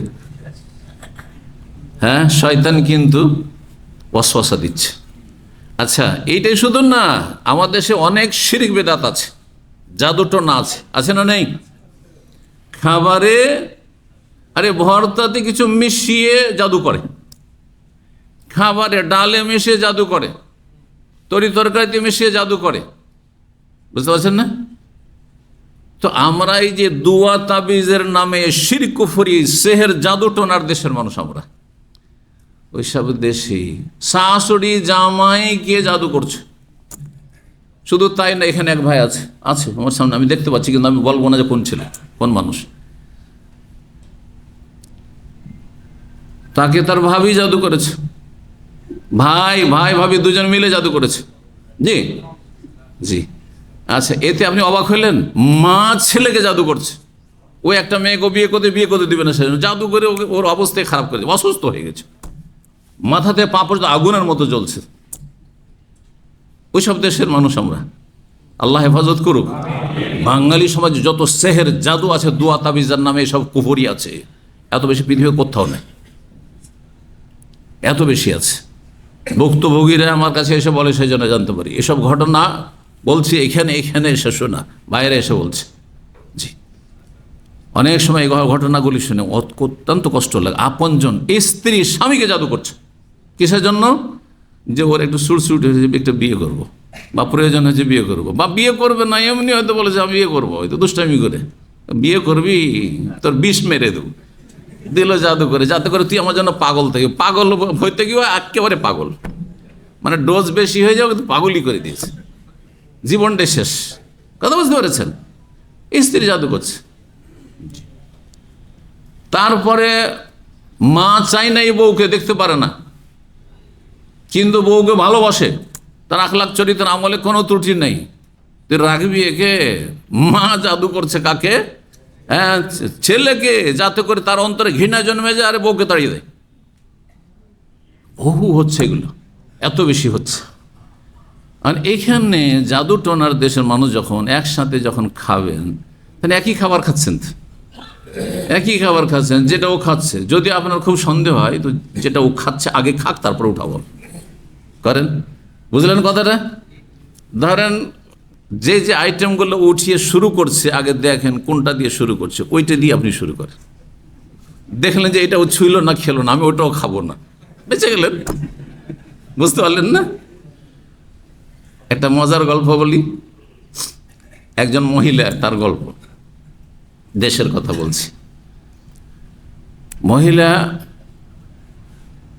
মানে ও সতীনের উপরে এসছে। আর আমার দেশে সতীনদের মাঝে তো কি থাকে? হ্যাঁ, বৈরিতা থাকে, দোস্তি খুব কমই হয়, এটা বিরল। যদি হয়তো আল্লাহর নিয়ামত, যদি কারো যদি দুই স্ত্রীর মাঝে বন্ধুত্ব থাকে, ভালোবাসা থাকে, হ্যাঁ, সম্প্রীতি থাকে, তো এটি আল্লাহর বিশেষ নিয়ামত। বলুন আলহামদুলিল্লাহ। ও বিনা বিয়েতে আলহামদুলিল্লাহ। আপনার দুটো না বিয়ে করে আর এইরকম তো অবস্থা তৈরি না হয়ে আলহামদুলিল্লাহ পড়ে নিলেন আপনি। আছে, হ্যাঁ, ভালোবাসা আছে দুইজনে। না বিয়ে দিচ্ছে, বিয়ে দেয়, তাহলে ঠিক আছে। দেখেন, স্ত্রী যদি বিয়ে দেয়, স্ত্রী যদি বিয়ে দিতে পারে, তো জানবেন ওই স্ত্রীর মূল্য দেবেন আপনি, যে স্ত্রী আপনার বিয়ে দিচ্ছে। জি, এটি আল্লাহর বড় নিয়ামত। আমি এটি মদিনা ইউনিভার্সিটি যখন ছাত্র ছিলাম, তখন একজন ইথিওপিয়ার আমার খুব ঘনিষ্ঠ ক্লাসমেট ছিল। এখনও তার নাম মুখস্থ আছে, কত ঘনিষ্ঠতা ছিল, অথচ 35 বছর আগের ক্লাসমেট আমার, মুখতার আবদুল্লাহ হারারি। মক্কায় থাকতো সে, আর মক্কা থেকে এসে মদিনায় লেখাপড়া করতো। মক্কায় ছিল ছাত্র জীবনটা, মানে তার বাবা মা সব মক্কাতে সেটেল। তো ওর যেহেতু যারা সৌদি আরবে থাকে ওদের কাছে একটা করে গাড়ি থাকেই, তোর কাছে গাড়ি ছিল। তোর সাথে খাতির হওয়ার এটাও কারণ যে যখন সে মক্কা যেত, ওর বাপ মা তো ওখানে আছে, তো বলছে শেখ মতি, ইয়া আল্লাহ আমার সাথে চলেন, আমি একা একা যাচ্ছি, আপনার উমরা করা হবে, একসাথে আপনি যাবেন। তো ওর সাথে অনেকবারই আমি মক্কা গিয়েছি, হ্যাঁ, হজের সফরে গেছি, উমরার সফরে গেছি। তো ও বলছে আমার 2 স্ত্রী আছে। হ্যাঁ, 2 স্ত্রী আছে। তবে 2 স্ত্রী কীভাবে কী করলে এত তাড়াতাড়ি? তো যুবক মানুষ, আমরা তো এতে কলেজে পড়ছি, গ্রাজুয়েশনে। তো বলছে 2 স্ত্রী আছে। আমার বড় স্ত্রী বলছেন না তোমার বিয়ে দেবো, তোমার বিয়ে দেবো। আর তারপরে আলহামদুলিল্লাহ আমার বিয়ে দিয়েছে, সে পছন্দ করে বিয়ে দিয়েছে। তো এইটা যদি পেয়ে যান তো আল্লাহ শুকরিয়া আদায় করবেন, এবং বিশেষ করে ওই বড় স্ত্রী শুকরিয়া আদায় করবেন। কথা বুঝতে পারছেন না? আল্লাহ আনিস করলি ওয়ালে দেয়, আমার শুকরিয়া আদায় করো, বাপ মায়ের শুকরিয়া আদায় করো। বাপ মার কেন শুকরিয়া আদায় করতে বলা হচ্ছে? বাপ মার অবদান আল্লাহর পরে সবচেয়ে বেশি, সেই জন্য। তা আপনার স্ত্রী যদি এই ভালো গুণের হয়, তাহলে তার শুকরিয়া আদায় করবে, জাজা আল্লাহ খের, আল্লাহ যেন জাজা খের দান করে। বুঝতে পারছেন না? জি। তো কি বলছিলাম, হ্যাঁ, ওই মহিলা সতীনের উপরে এসেছে। আর আগের যে সতীন বড় স্ত্রী, তার স্বামীর, তার বাচ্চা আছে।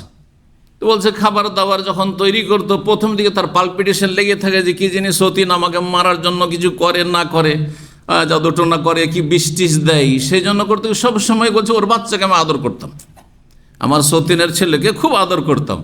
আর আদরকে যেমনই খাবার দাবার সামনে রাখতো, আগে ওর বাচ্চাকে খাওয়াইতাম। কথা বুঝতে পারছি? আগে ওর বাচ্চাকে খাওয়াইতাম, যে তুই যদি আমাকে মারিস তো আগে তোর বাচ্চা মরুক। বুঝতে পারছেন না? আস্তাগফিরুল্লাহ। কেন এগুলো বললাম? মেহমানের সাথে খেললে এই কুধারণাগুলি হবে না। মেহমানের সাথে খাওয়ার ফায়দা রয়েছে। মেহমানের সাথে খেলে ভালোবাসা সম্পৃক্ত হবে, খাওয়িয়ে দেবে, শুক্রিয়া পাবেন আপনি। খরচও করলেন, কষ্টও করলেন, আপনার বিবিও কষ্ট করলো, আর যদি শুক্রিয়াটাও না পান, একটু দুয়াটাও ভালো করে না দেয়, খেয়ে দিয়ে গিয়ে দুর্নাম করে, তো এর চাইতে খারাপ আর কি হয়? তো এই জন্য মেহমানের সাথে খাওয়া ভালো। আরবদের এটি ছিল ট্রেডিশন, ভালো এটি। তো যাই হোক, বলছেন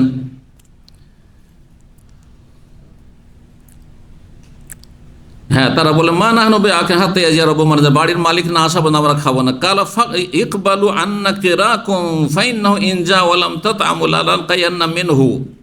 সুবহানাল্লাহ। আব্দুর রহমান আবু বকর বাবা সম্পর্কে জানছেন যে বাবা কেমন মানুষ, মেহমানকে খাওয়াইতে বলেছে, যদি মেহমান না খায় তো বুঝবেন না, আমাদের উপর রাগারাগি করবেন, গালমন্দ করবেন, হ্যাঁ, মনটা খারাপ হবে আব্বার। সেজন্য বলছেন যে আপনারা মেহমানদেরকে, আবার বলছেন আপনারা আমাদের মেহমানদারি গ্রহণ করুন, মানে খেয়ে নেন, কারণ আব্বা যদি চলে আসেন আর আপনারা না খেয়ে আছেন, আমাকে বলেছে খাওয়িয়ে দিতে, আর খাবেন না, আপনারা বলছেন লানাল কায়ান্না মিনহু, তাহলে তার কাছ থেকে আমাদেরকে হ্যাঁ বকা শুনতে হবে বা গালমন্দ শুনতে হবে। ফাআবাউ, কিন্তু তারা অস্বীকার করলো, বলছেন না খাবো না। ফারাফতু আন্নাহু ইয়াজিদু আলিয়া, তখন আমি বুঝতেই পারলাম যে আব্বা তো কষ্ট পাবেন, আব্বা তো রাগ করবেন। ফালাম্মা যা, যেমনই আব্বা এসেছেন নবী সাল্লাল্লাহু আলাইহি ওয়াসাল্লাম বাড়ি থেকে, তখন আমি ভয়ে তানা হাইতু আনহু, একদিকে সরে গেছে, লুকিয়ে গেছে, ঘরের কোনো কোনাতে লুকিয়ে গেছে। তাহলে ছেলেরা যদি ভয় পায়, ছেলেমেয়েরা যদি ভয় পায়, আর বাপ মার ভয়ে যদি বকা ঝকার বকে বা মারের ভয়ে লুকিয়ে যায়, তো এটা কোনো দোষণীয় না। লুকিয়েছেন, আব্দুর রহমান আবু বকর লুকিয়েছেন, বুঝছেন না? জি। তো লুকিয়ে গেছি। কালা মা সানাতুম, তোমরা কি করেছো, খাওয়া দাওয়া দিয়েছো? ফাখবারুহু, তখন সবাই বলছে, বাড়িতে আবু বকর সিদ্দিক রাদিয়াল্লাহু আনহু স্ত্রী, তিনি বলছেন যে ঘটনা এইরকম, ছেলেকে দিয়ে খাবার দাবার পাঠিয়েছে, খাইনি। ফাকাল ইয়া আব্দুর রহমান, আব্দুর রহমানকে ডাকছে। ফাসাক্কাতু, কিন্তু আমি ভয়ে চুপ, কথা বলছি না, লুকিয়ে আছি, শুনছি। সুম্মা কাল ইয়া আব্দুর রহমান, ফাসাক্কাতু, আমি চুপ। 2বার 3বার ডাকছেন, কিন্তু উত্তর দিচ্ছেন না ভয়ে। কে? ছেলে আব্দুর রহমান। তখন আরো রাগ উঠেছে, আরে জব দিচ্ছে না, কোথায় লুকিয়ে আছে? ফাকাল ইয়া গুনসার, এই গুনসারের 3টি অর্থ করেছে, একটি হচ্ছে মূর্খ, আরেকটি হচ্ছে দুষ্ট, আর আরেকটি হচ্ছে অলস। তাহলে বাচ্চাদেরকে এই ধরনের গাল কেউ যদি দেয় বকাঝকাতে, কি বলে? এই মূর্খ, হ্যাঁ, এই দুষ্ট, হ্যাঁ, বা কি এই অলস, তাহলে এমন কোনো বড় গাল নাই ওগুলা। কিন্তু নোংরা গাল, অশ্লীল গাল দেবে না, অশ্লীল গাল দেবে না। অশ্লীল গাল দিলেই এর কুপ্রভাব পড়বে, আপনার ছেলেমেয়েরা খারাপ হবে। আপনি খারাপ হলেন, অশ্লীলতা আপনার মধ্যে আসলো, আর অশ্লীলতা গুনাহ, আর আপনার ছেলেমেয়েরা খারাপ হবে। কিন্তু মানুষ সবসময় একই অবস্থায় থাকে না। স্যার, হে মূর্খ বা হে অলস, হে দুষ্ট, আকসাম তো আলাই, তোমাকে কসম দিচ্ছি আল্লাহর, ইন কুনতা তাসমাউ সাউতি, যদি আমার কথা শুনতে পাও, হ্যাঁ, লম্বা যেতে এক্ষুনি হাজির হও। কোথায় লুকিয়ে আছো তুমি?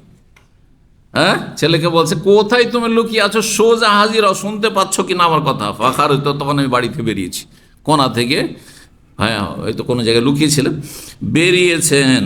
ফাকুলতে এসে বললাম, সাল আজিয়া ফাক, আমাকে কেন বকাঝকা করছেন? আপনি আপনার মেহমানদারি জিজ্ঞেস করেন। তাহলে বোঝা গেল যে বাপ মার প্রতি উত্তর করা যাবে। যদি দেখা যায় বাপ মা ভুল বুঝছে, তো সংশয় নিরসনের জন্য, ভুল ভাঙানোর জন্য কি করা যাবে? কথা বলা যাবে। এটা তর্ক নয়, জায়েজ। জি, তর্ক মুখে বারবার তর্ক যদি করে আর যদি কাঠোজ্জতি করে, তখন জায়েজ নয়। কিন্তু যদি যুক্তিসঙ্গত কথা থাকে বোঝানোর জন্য, তো জায়েজ।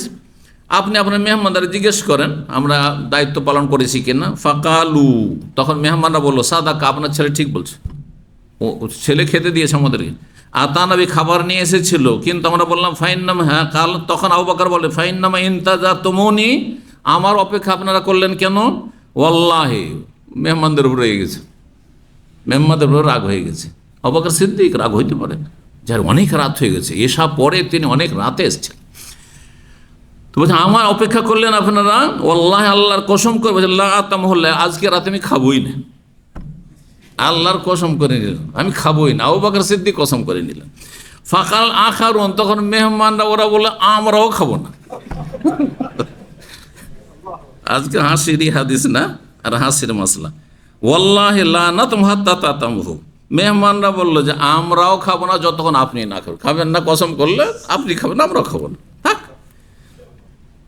আবু বকর সিদ্দিক রাজি তখন বুঝতে পারলো যে শয়তানের সুযোগ নিয়েছে এখন, হ্যাঁ, অবস্থা অন্যদিকে গড়িয়ে যাচ্ছে। তো এইটা আমাদের সবসময় বুঝতে হবে, সচেতন থাকতে হবে যে কোন দিকে যাচ্ছে অবস্থা। লাম আরাফিসার রে কাল্লাইলা, আমি জীবনে আজকের রাতের মতো মন্দ রাত কখনো দেখিনি। এই রাতে শয়তান চান্স পেয়ে গেছে। ওয়াইলাকুম মানতুম, তোমাদের দুর্ভোগ হোক। মানতুম, কি হয়েছে তোমাদের? খাবে না। লেমালা তাকবার আন্নাকে রাখুম, খাবে না কেন? খাওয়া দাওয়া করো। হাতে তো আমাক, তারপরে তিনি নিজের কসম ভাঙলেন, হ্যাঁ, মানে নিজেও খেলেন, আর বললেন ছেলেকে বললে আব্দুর রহমানকে, যে আব্দুর রহমান খাবার, তোমার মায়ের কাছ থেকে খাবার নিয়ে আসো। হাতে তো আমার, খাবার নিয়ে আসো। ফাজাহু, খাবার নিয়ে আসলো। ফাওয়াদা ইয়াদাহু, আর তারপরে খাবার শুরু করলেন। এখানে ফাকাল, আবু বকর সিদ্দিক রাদিয়াল্লাহু প্রথম খাবার শুরু করছেন একসাথে, যেহেতু আরবরা একসাথে একই সাথে খায়, আলাদা আলাদা আমাদের দেশের মতো প্লেট হয় না। বিসমিল্লাহ বলে শুরু করলেন, বিসমিল্লাহ বলে শুরু, যেমনই বিসমিল্লাহ বলে শুরু করেছেন, অন্য হাদিস আসছে, সেই হাদিসটি শেষ করবো আজকে, যাতে করে কথাগুলি সম্পন্ন হয়ে যায়। সুবহানাল্লাহ, বরকত আর বরকত, কমছেই না খাবার, কমছেই না খাবার। মেহমান খাওয়া দাওয়া করে, আরো খাবার পরিমাণ বেশি হয়ে গেছে। আসছে এটি কি মুজিজা নবীর, আবু বকর নবী নাকি কেরামত? এইটি হচ্ছে তাহলে আল্লাহর নেক বান্দা ওলি আউলিয়াদের কেরামত সত্য, কিন্তু ওলি সত্যি ওলি হইতে হবে। আবু বকর সিদ্দিক আল্লাহর ওলি, এতে কোনো সন্দেহ নেই, ঠিক না? কিন্তু শিরক বিদআতের ধর্মকর্ম শিখাবে পীর, আর অন্ধ মুরিদ বানাবে, আর তার কেরামতি, এরা ওলি না। এরা কার ওলি? আউলিয়া ও শয়তান। কোরআনে কিন্তু এ দুটো ভাষা আছে, আউলিয়া ও রহমান আর আউলিয়া ও শয়তান, বোঝা গেছে না? হিজবুল্লাহ আর হিজবুল শয়তান, ওইরকম আউলিয়া ও রহমান, রহমানের যারা ওলি তাদের কেরামত সত্য, আর রহমানের ওলি হওয়ার জন্য আলা ইন্না আউলিয়া আল্লাহ লা খাউফুন আলাইহিম ওয়া লা হুম আল্লাযিনা আমানু ওয়া কানু ইয়াত্তাকুন। ঈমান এবং তাকওয়া, ঈমান যাতে শিরক থাকবে না, মাজার পূজা থাকবে না, পীর পূজা থাকবে না, দরগা পূজা থাকবে না, দুর্গা পূজা থাকবে না, বিদআত থাকবে না, ওয়া কানু ইয়াত্তাকুন, এবং তারা হারাম নাজায়েজ থেকে বাঁচত, ফরজ তরকারি হইতো না। অনেক পীর আছে তারা বললে যে ফরজ নামাজ মাফ তাদের, তারপর আল্লাহর ওলি না শয়তানের ওলি? শয়তানের ওলি। কোন নবীর নামাজ মাফ হয়েছে তাহলে? এই জন্য ওলিদের কেরামত সত্য, কিন্তু কার ওলি? সত্যি আল্লাহর ওলি হইতে হবে। আর এই যে কেরামতের ছড়াছড়ি, অথচ এরা পাক্কা সব বিদাতি, এদের কোনো কেরামতি নাই। এরা বিভিন্ন রকমের তদবির করে, জিন বশে করে, আর না হলে মন্ত্রতন্ত্র করে, জাদুটোনা করে, আর অসাধারণ কিছু দেখায়। তো জাদুঘর তো আসামের জাদুঘর তো দেখায় অলৌকিকত্ব, তো সেগুলো কি বলো কেরামতি নাকি? না, সেগুলো জাদু। জি। বিসমিল্লাহ বলে খাবার শুরু করলেন, আর বললেন আল উল আলী শয়তান, আগে যেটা ঘটেছে আমি বললাম খাবো না, মেহমানরা বলো খাবো না, আর এসব যে রাগটাগ করলাম এগুলো শয়তানের পক্ষ থেকে হয়েছে। তাহলে যখনই আপনি বুঝতে পারবেন যে কাজটা ভুল হচ্ছে, সাথে সাথে আপনি ফিরে আসবেন এবং শয়তানকে সুযোগ দেবেন না।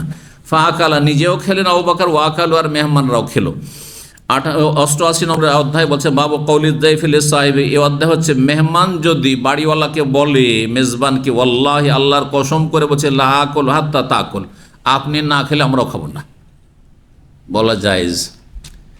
ধরেন মেহমান এসছে আর বলছে খাওয়া দাওয়া করেন, খাবার দাওয়া দিয়ে দিয়েছেন আর বসেন খাওয়া দাওয়া করেন, বলছে আপনি না খেলে আমরা খাবো না।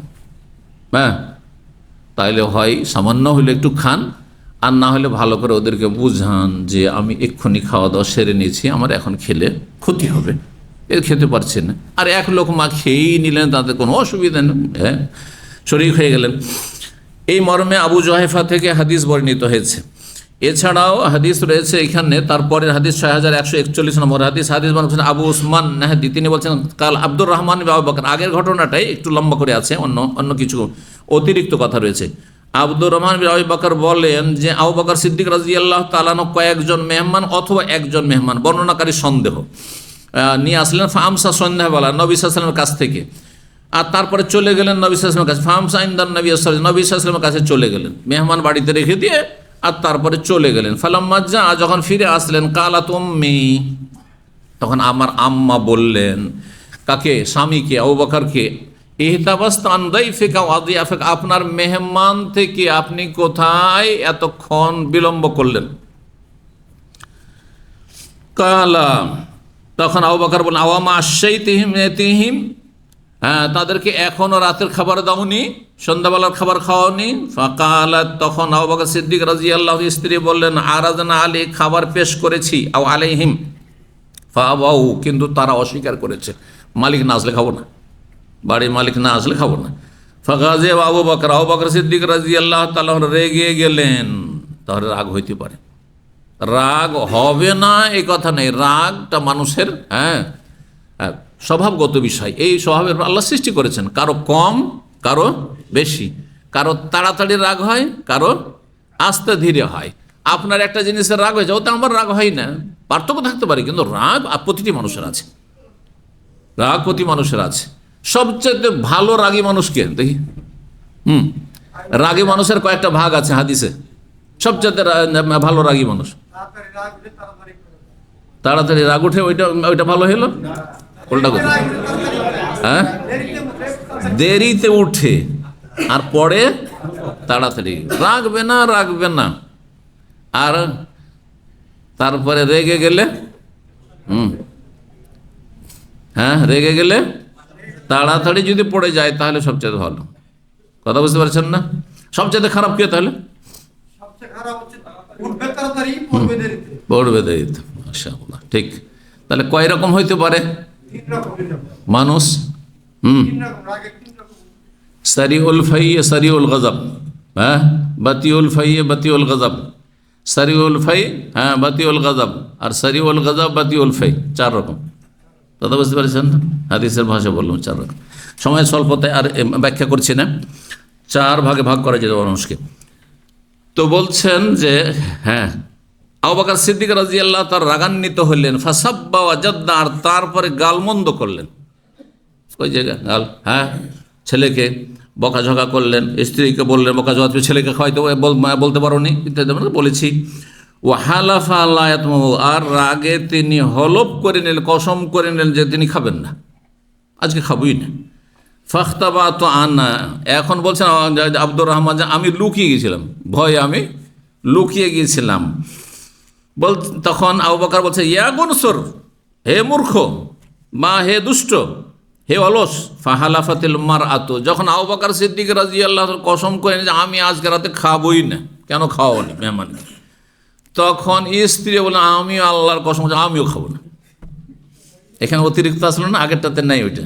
আগেরটাতে মেহমানরাও কসম করেছে, আর মেহমান হচ্ছে আমরাও খাবো না, তাহলে কসম করেন তার বলছে আমরা খাবো না, আপনি খাবেন না আমরা খাবো না।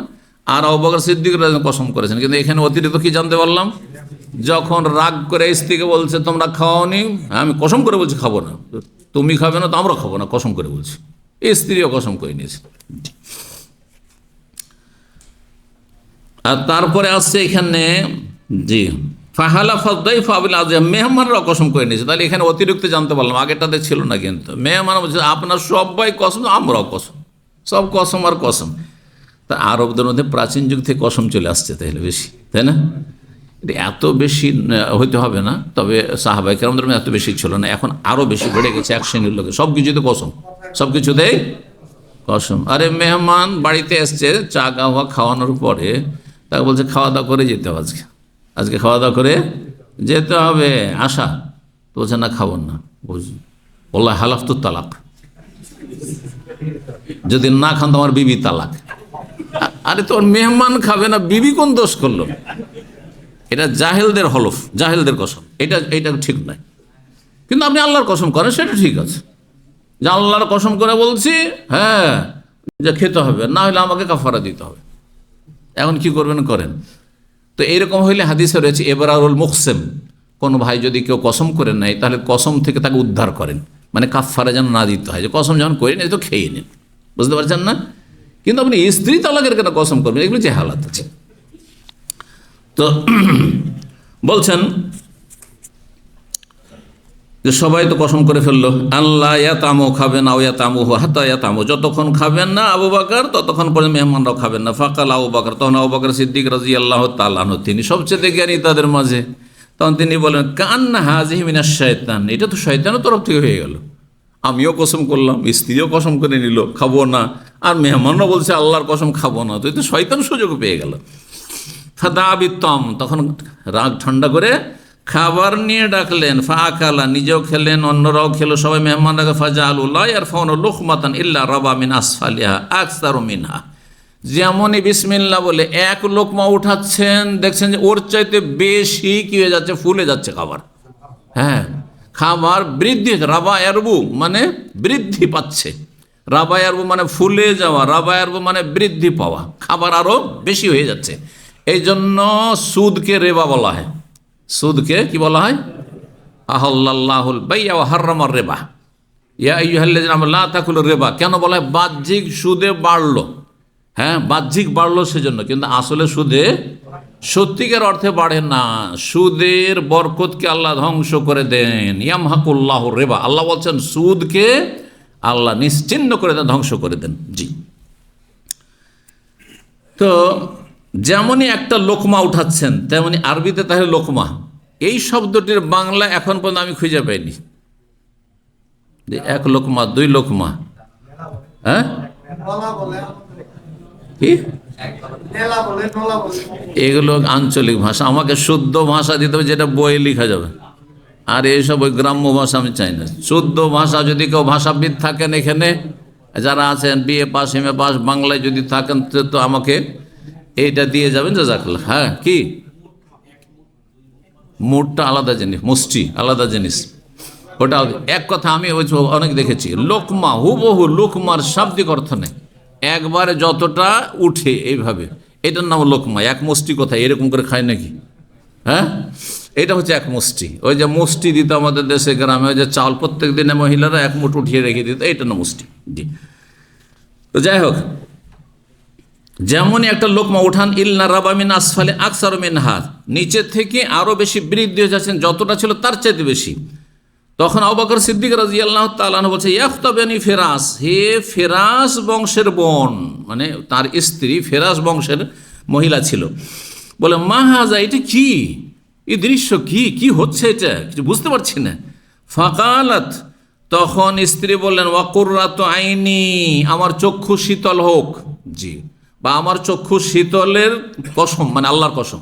আল্লাহ রব্বুল আলামিনকে পেয়ে সবচাইতে বেশি মানুষের চক্ষু শীতল হয়। তো এটা কসমও ধরা যেতে পারে।